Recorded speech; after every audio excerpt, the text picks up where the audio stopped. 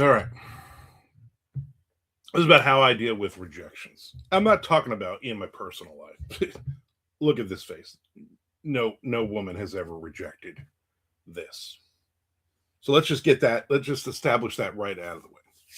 Actually, I could probably do probably several 20-minute videos about some of the horrific rejections I've had in my life. My goodness. But most of those people I've killed in books. So there you go. All right. Rejections are part of writing, right? You write something, you sit down, you write this brilliant short story.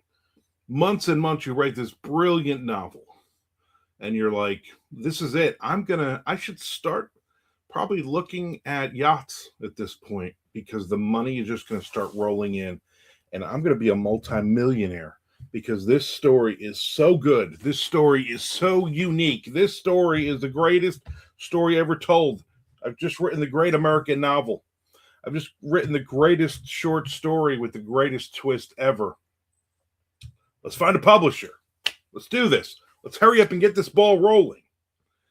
You send that bad boy out,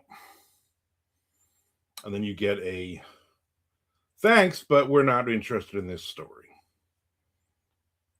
And at first, I mean, and so 40 years I've been doing this, almost 40 years.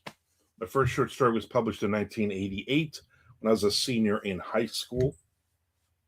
I'm guessing a bunch of you weren't even born then.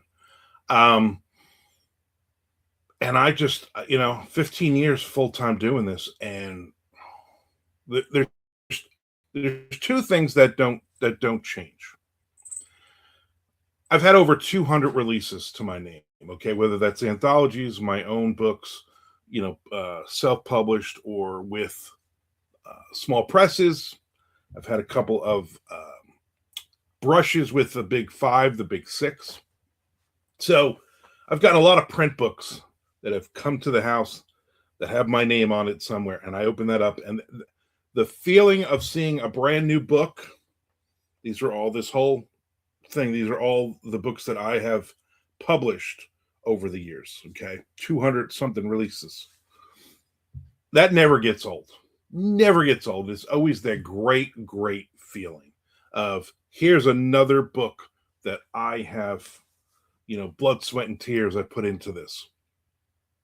Conversely, anytime an email comes in, I send out a story, and a lot of times I'll have like 5 or 6 or maybe more short stories. Some days, some weeks, I'm like, I'm going to send out 12 stories. I'm going to go through Duotrope. I'm going to get 12 stories. Boom. And then they start trickling back. And I'm going to be honest, like if I got one right now, if I'm on my email and I look and I see such and such I get a response, I don't immediately open that thing. Okay. I am it's not fright, it's not fear, it's knowing inevitably, indubitably, I'm going to get rejected. Knowing that law of averages is I'm going to get this is going to be a rejection, a thanks but no thanks. And I'm sure there's writers out there. Look, I'm sure there's a writer out there that everything they sell they send out is brilliant and it's getting published. Okay.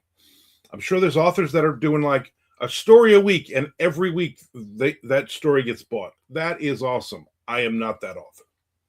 I will send out 10, and if I send out 10 short stories, say today, I'm like, you know what? I'm going to send out, it's a Monday, I'm going to send out 10 short stories. Those 10 short stories go out into the wild.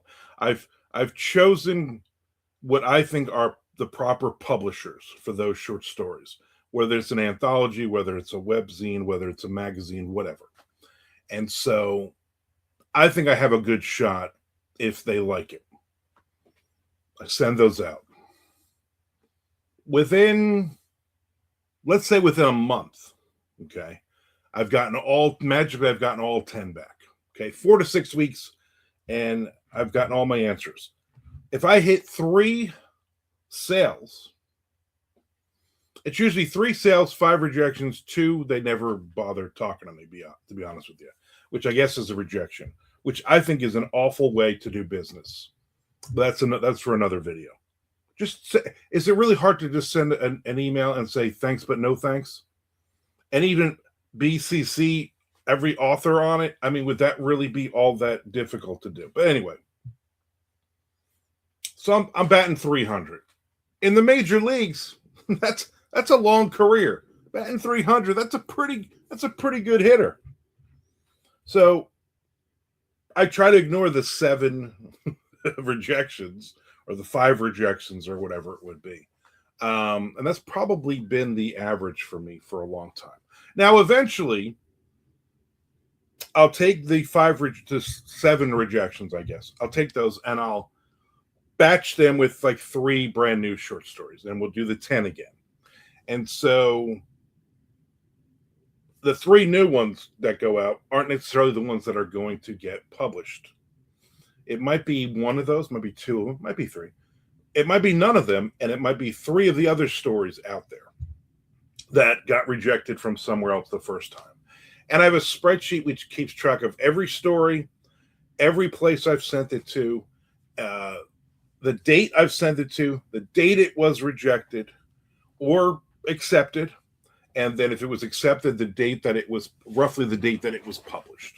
So all of these factors go in. Every time I write a brand new short story, I'll write the short story name, the word count, the genre, any notes I have on it, like, it might be a horror story, but this is like, cosmic horror, Lovecraftian heavy, something like that. So that I know when I'm just perusing Duotrope or whatever, that, hey, I have something Lovecraftian. I actually have like several Lovecraftian short stories. So it might be an immediate, okay, I'm just going to send this, or it might, they're looking for 2,500 to 5,000 word short stories, and this one is 1,500, or this one is 6,000, whatever. So it doesn't really fit. No problem. I just move down my list of all the open stories I have, and again, I have over 100 short stories on that list that I have written. I went through a period, I'm gonna say probably during COVID, okay, where I was writing a short story a week. I was knocking out just a random crime thriller or a horror short story, sometimes science fiction, sometimes it was a character study, whatever came to me. I was just like, you know what, this week live on Twitch, I'm gonna write a short story. The late great Jay Wilburn used to do it. He used to write a short story a week. He did an entire year of that, and I thought that was awesome. It helps, hones the chops. It lets you have that deadline of, hey, by Friday, this story's got to be done. A lot of times I would start that story on a Monday, and that story was done on Monday. Sometimes I would start a second story in that week. I finished them. I did a lot of short stories that year, and a lot of them went onto my Patreon. Once a month, I put a short story on Patreon that has never been published. So there's a lot of factors of me writing a lot of short stories. Again, as a writer, I have a billion ideas. There's no way I'm ever going to pull all these ideas from the ether and write them all down. Okay. There's just no way. And as I'm just sitting around, here's more ideas. Last night, watching a comedian, I had an idea for a story. Okay. So I just went, all right, I'll just kind of sit on this one and see what happens. That's also for another video. So rejections are, on the other hand, getting a brand new book that you've been published in, that's a wonderful, wonderful feeling. And then the getting a rejection is an awful feeling. That's the other end of the spectrum, I guess you could call it. So it's never fun. I am a in case you haven't known from everything watching all these writing videos, I'm very emotional. I'm very frail, very self-conscious. I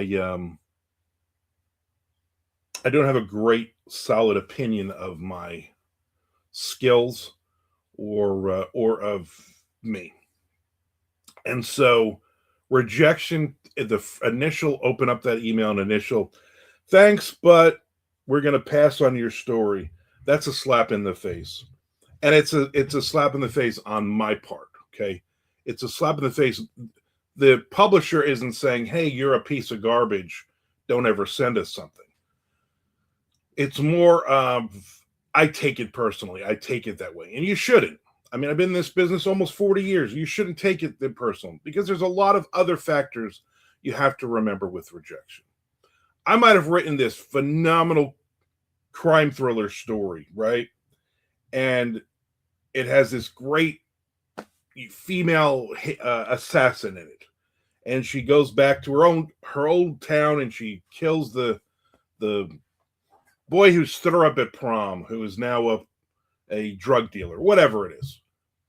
And that might be a phenomenal story, twists and turns. Oh my God, their dialogue it's chef's kiss on it.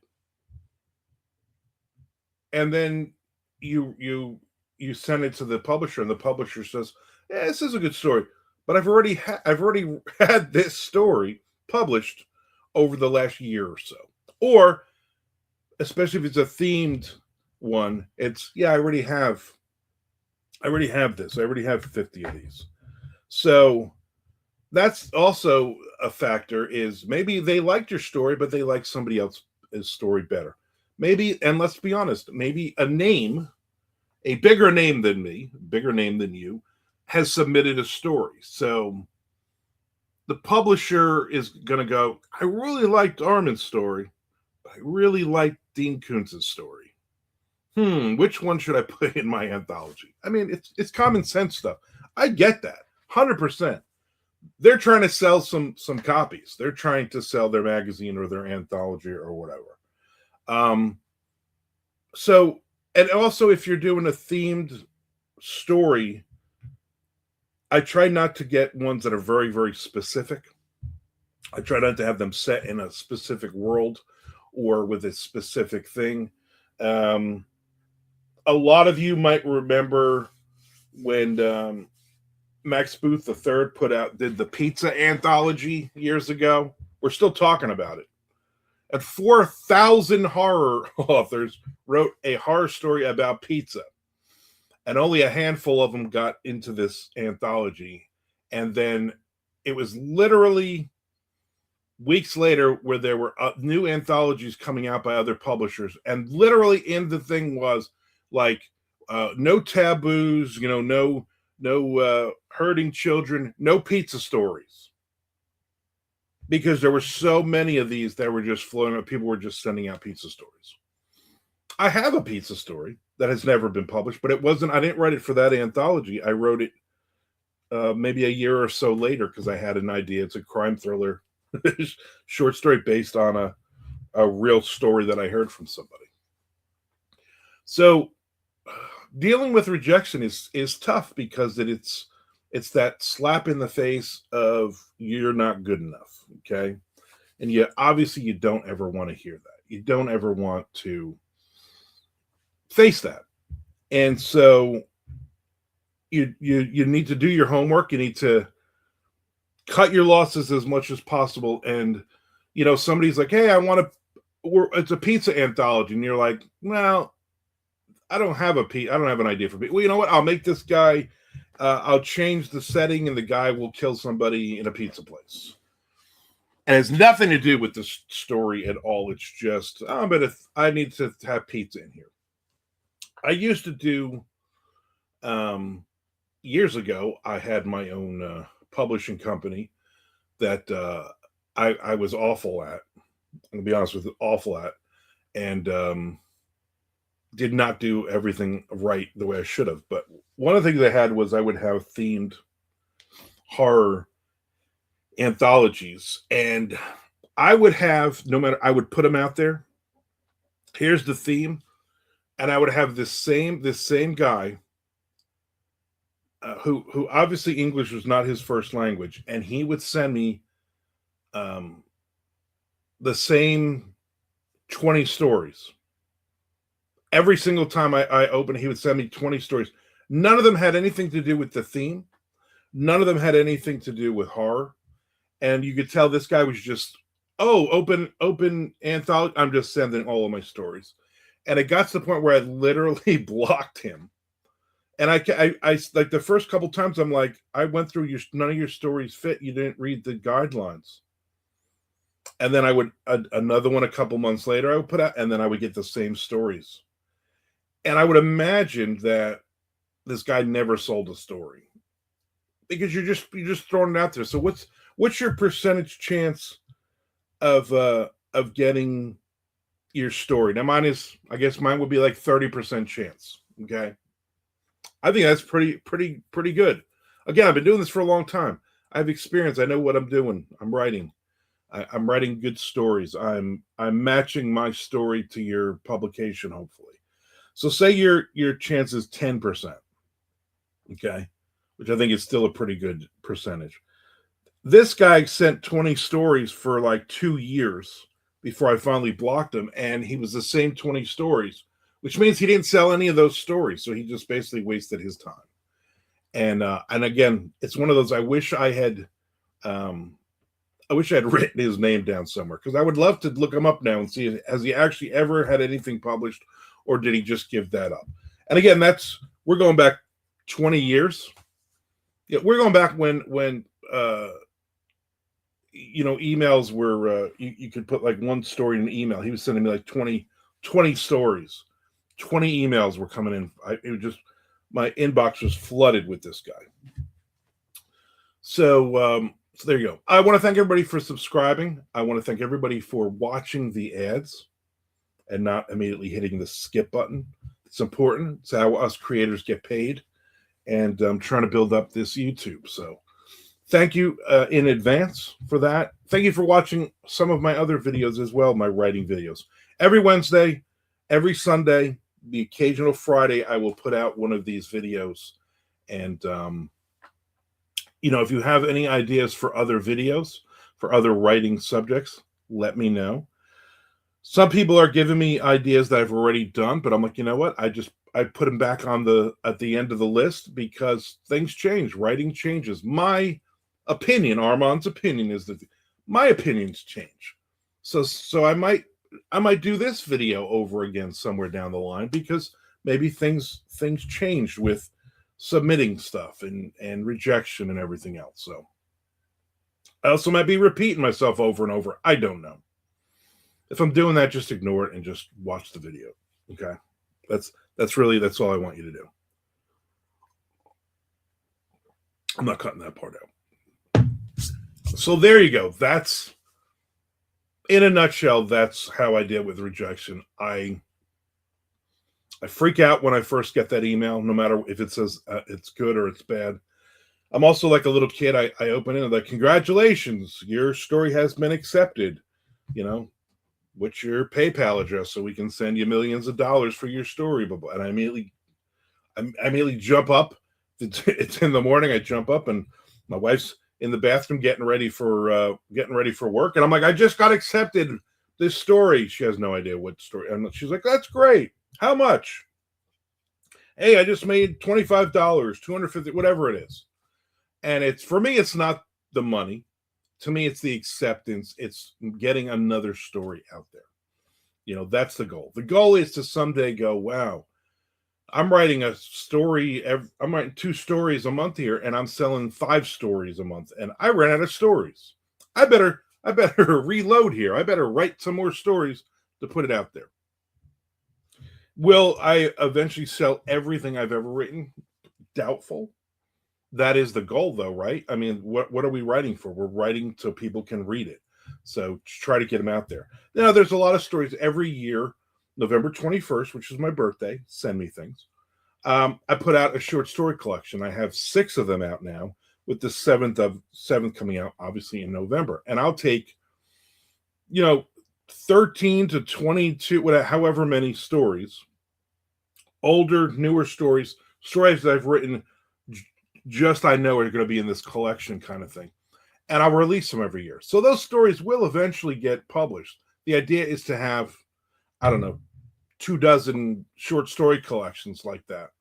Have a series, and everything I've ever written, short story wise, novella wise too, all of those released that way, so you can find all of my work in one place. Obviously, the goal is to sell them first and make money somewhere else. All right, thank you for watching, and hopefully you learned a little bit something about me.